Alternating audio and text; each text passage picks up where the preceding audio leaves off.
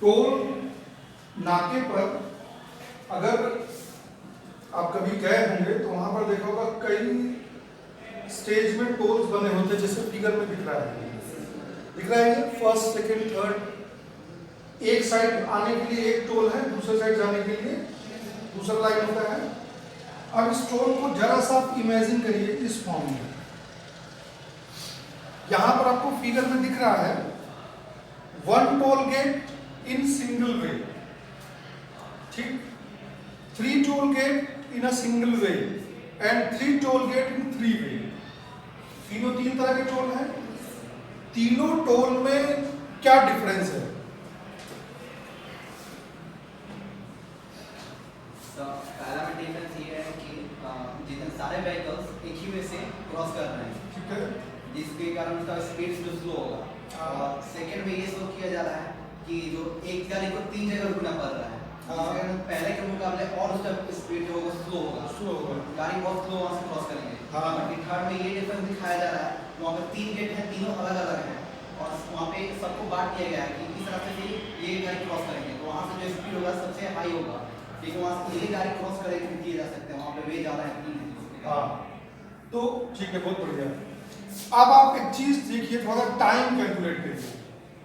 अगर एक टोल पर आप जा रहे हैं, फर्स्ट कंडीशन अगर है और टोल पर आपको पेमेंट करना है और रसीद लेना है, अगर आप कभी टोल से गुजरे हो तो पेमेंट करने और रिसिप्ट लेने में कितना समय लगता है? 2 मिनट है ना, एवरेज 2 मिनट मान लेते चलिए। सेकेंड टोल, और अगर यहां से 10 गाड़ी गुजरनी है तो कितना टाइम लगेगा? 20 मिनट। 20 मिनट में 10 कार हमारी क्रॉस कर पाएगी। अगर इसी टोल पर भी 10 गाड़ी को निकलना है तो वहां पर कितना टाइम लगेगा? आप 60 मिनट, 1 आवर का टाइम बढ़ गया, क्योंकि वहां पर ऑब्स्ट्रक्शन, रुकावट ज्यादा है। इस वाले टोल में कितना टाइम लगेगा? 2 मिनट में 3 गाड़ी निकलेगी, तो 10 गाड़ी कितने देर में निकलेगी? 6 मिनट या 8 मिनट, तो कम समय लग रहा है। अब इसको हम लोग अपने रेजिस्टेंस से कंपेयर कर लो।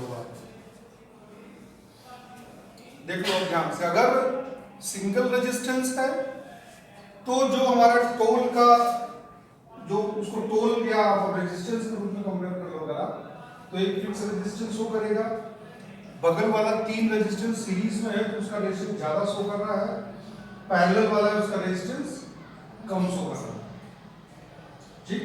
तो ये हमारी एक छोटी सी माइंड जो एक्टिविटी थी, जो रेजिस्टेंस को सीधे कंपेयर कर रही है टोल से। तो अब अगर आप रेजिस्टेंस की अब हम लोग स्टडी करेंगे और थोड़ा सा इससे कंपेयर करके चलेंगे तो आपको रेजिस्टेंस का कॉन्सेप्ट बहुत अच्छा समझ में आएगा, है ना। तो रेजिस्टेंस का आइए देख लेते हैं टॉपिक। अब इसको हम कराएंगे आपको थोड़ा सा।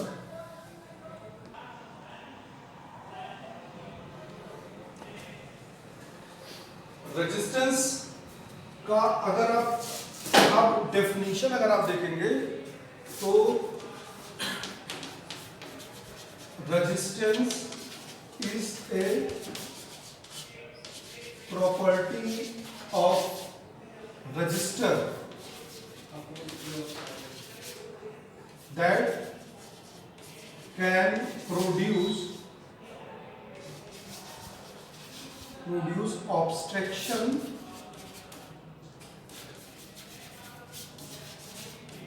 in path of current। Clear? आपको ये समझना है, यहाँ पर हमने इस कॉन्सेप्ट में देखा था कि सीरीज और पैरेलल 2 वर्ड अब आए करने हैं। अगर रेजिस्टेंस को हम लोग सीरीज में कंबाइन कर रहे हैं, R1, R2 एंड R3, तो इस केस में जो रिजल्टेंट रेजिस्टेंस आता है वो आता है R1 plus R2 plus R3 आता है। ये क्लास 10th में भी आप लोगों ने पढ़ा है ये। और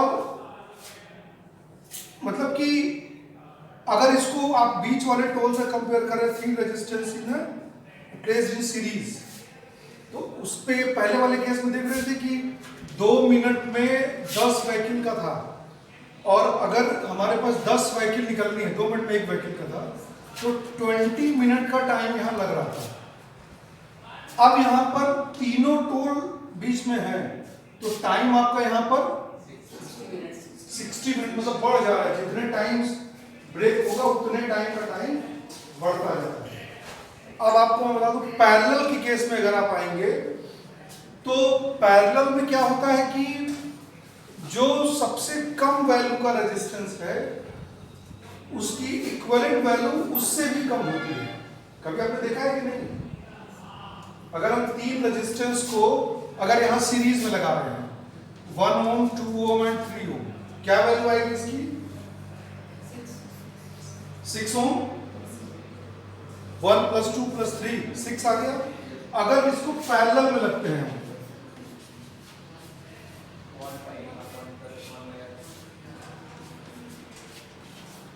R1, R2, R3, इसका फॉर्मूला क्या बनेगा? 1/R is equal to 1/R1 plus 1/R2 plus 1/R3। तो इस रेजिस्टेंस में अगर इस वैल्यू को आप रखेंगे तो 1/1 plus 1/2 plus 1/3 यही ना होगा। इसमें मैंने कहा सबसे कम वैल्यू किसकी है? सबसे कम वैल्यू का रेजिस्टेंस कौन सा है? ये वाला R1। तो यहां पर जब इसको सॉल्व करोगे आप एलसीएम लेकर के, 6 होगा, 6 + 3 + 2 शायद यही होगा। कितना आएगा? 11/6। ये वैल्यू है 1/R की। R क्या होगा यहाँ पर? 6/11। इसकी वैल्यू कितनी आएगी? Less than 1, 0 point something.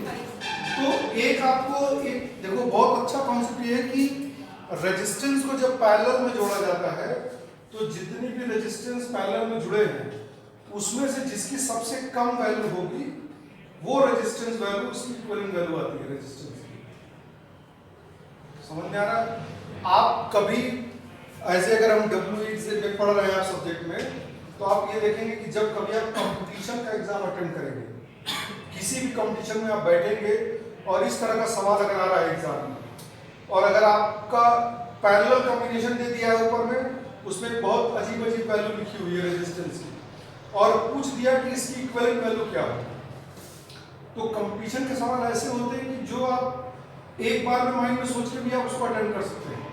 अगर आपको मान लीजिए कि उसमें 3 या 4 रेजिस्टेंस लगा है और सबसे कम वैल्यू पर देखो कौन सी है उसमें, ठीक, मान लीजिए कि 1.2 ओम सबसे कम वैल्यू का रेजिस्टेंस है, और आपने जो 4 ऑप्शन दिया हुआ है उसमें 3 वैल्यू 1.2 ओम से ज्यादा की है और एक वैल्यू 1.2 ओम से कम की है, ठीक है ना? चौथा कोई ऑप्शन नहीं है, तो वो ऑप्शन सही है अपने आप। समझ में आ रहा है कि नहीं? बिना कैलकुलेट किए भी आप वहां पर लिख सकते हैं। अगर उसमें दिया है 3 वैल्यू दिया हुआ है जो 1.2 ओम से ज्यादा की है, और एक वैल्यू में लिखा है इनमें से कोई नहीं, आंसर आता है नॉन ऑफ दीज, तो क्या आंसर आ जाएगा उसमें? अपने आप नॉन ऑफ दीज आ जाएगा। तो ये मतलब एक है भाई, देखो सही तरीका तो ये नहीं है, सॉल्व करना चाहिए, लेकिन अगर टाइम का जरूर बचत देखनी है आपको और क्वेश्चन श्योरली वो सही है तो आप उसको कर सकते हो। समझ में आ रहा है? तो इसी तरह से हम लोग इसको कंबाइन भी कर सकते हैं। अभी एग्जाम आपका जब इसके प्रॉब्लम्स आती है,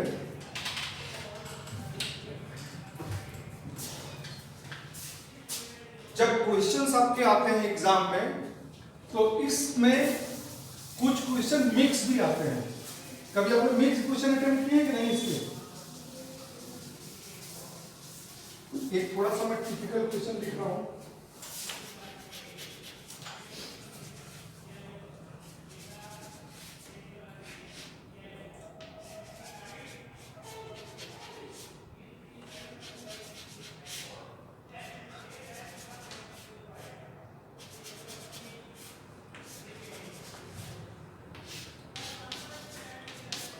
ये सारे रेजिस्टेंस 1 ओम के लगे हुए हैं।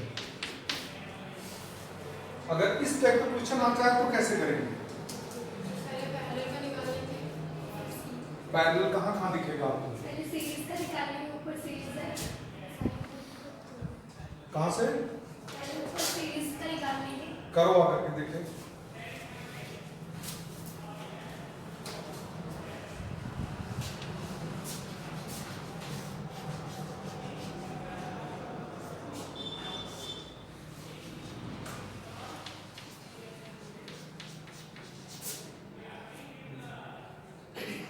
कौन कौन से रेजिस्टेंस को निकाल रहे हो आप? पहले ये वाला निकाल के फिर इधर से पैरेलल हो जाएगा, फिर इसको निकाल। गलत, नहीं सही आ रहा है। हम ट्राई कर सकते हैं। और कोई ट्राई करेगा? आ जाओ।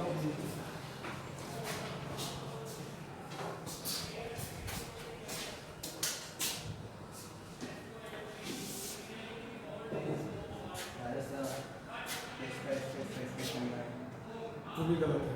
हाँ? गलत है। और कोई कर सकता है? स्टेप्स आपका मतलब अभी फिलहाल आप गलत जा रहे हैं। और तुम ट्राई करो, अब ये बताएंगे लास्ट में। आप क्या कॉन्सेप्ट लोगे? नहीं, ये भी गलत है। आ जाओ, छोड़ो मैं बताता हूँ। देखो थोड़ा सा ये क्वेश्चन टफ है। टफ नहीं है, केवल आपको सॉल्व करने का जो स्टेप्स कहाँ से शुरू करना है वो देखना है। देखो अगर आप देखो कि आप लोग करें ये पैरेलल में लगे तो ये गलत हो जाएगा, क्योंकि बीच में इसके साथ रेजिस्टेंस कनेक्टेड है। तो इसका जो सबसे इजी जहां आपको दिख रहा है, देखो ध्यान से, ये इजी दिख रहा है इतना। अगर सिर्फ इतने की बात करो, बाकी छोड़ दो, ये दोनों रेजिस्टेंस की, ये दोनों किस कॉम्बिनेशन में है? सीरीज में है। आप अगले स्टेप में जाइए, इन दोनों को सीरीज कॉम्बिनेशन में सॉल्व कर लीजिए, तो आपको मिलेगा यहां पर एक रेजिस्टेंस सॉल्व होने के बाद 2 ओम का मिलेगा, और इसके साथ में एक रेजिस्टेंस ये लगा हुआ है जो हमारे क्वेश्चन का ही पार्ट है 1 ओम का। बाकी एज इट इज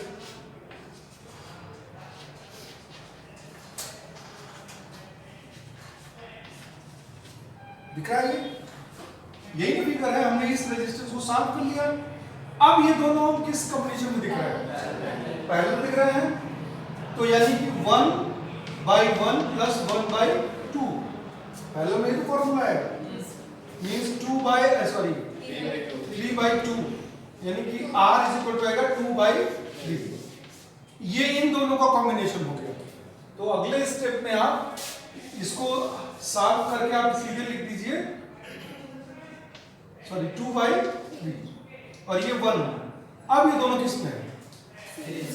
सीरीज में है, यानी कि 1 प्लस 2/3। ये तो सिंपल जुड़ेगा, सीरीज है तो ये आ जाएगा आपका 5/3। अब आपको जो इक्विवेलेंट रेजिस्टेंस बचा वो किस फॉर्म में आ रहा है? देखो 5/3। ये दोनों किस में है? पैरेलल में है।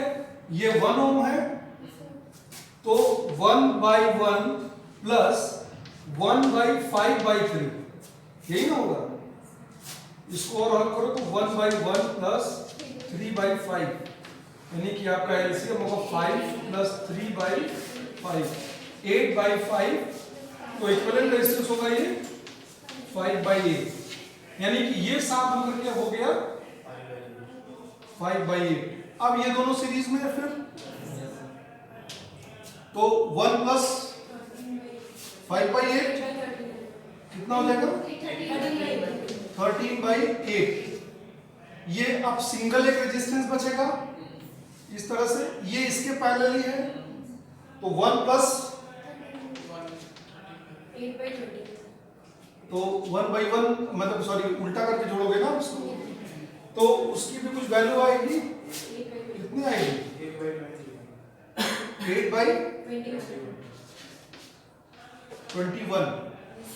इन दोनों को सॉल्व किया था। अब जब इसको आप बताओगे और सिंगल एक रेजिस्टेंस रखोगे, अब देखो क्या है, ये तो यहां से तो आपको वैल्यू निकालनी ही है। ये दोनों फिर सीरीज में आ रहा है, ये जुड़ेगा फिर इसके साथ 8/21 प्लस 1, तो ऐसे करके पूरा क्वेश्चन सॉल्व हो जाएगा आपका। स्टेप समझ में आ रहा है? तो कभी भी जो भी पैरेलल का कोई भी क्वेश्चन या मिक्स का कोई भी क्वेश्चन अगर आपको मिल रहा है तो कैसे करना है वो आप स्टेप पे जरूर देख लीजिएगा। इसको कर लेंगे अब। ये आपको इनफाइनाइट तक आता है क्वेश्चन, अक्सर ये बहुत मतलब एक पॉपुलर क्वेश्चन है और जिसमें बच्चे देख करके कंफ्यूजन होते हैं हो क्या रहा है इसमें। इसी तरह से कुछ और भी एग्जाम्पल हम लोग देख सकते हैं, जैसे एक रेजिस्टेंस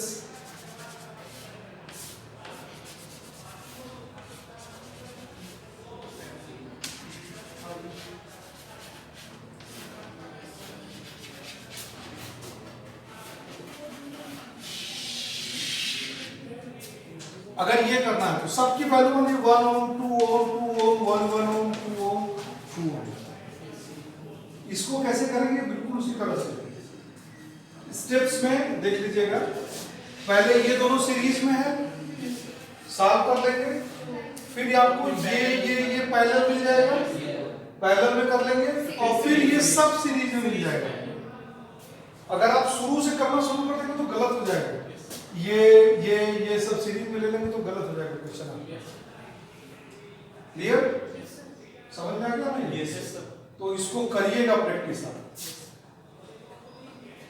जो एक्टिविटी थी वो तो अलग थी, लेकिन एक टॉपिक आपको करा दिया है, समझ लीजिएगा। ठीक है, अभी किसकी क्लासेस के केमिस्ट्री सारा है अरेंजमेंट किसका होगा देख लीजिएगा। आपको जब पूछ लीजिएगा। ठीक है, ओके, थैंक यू।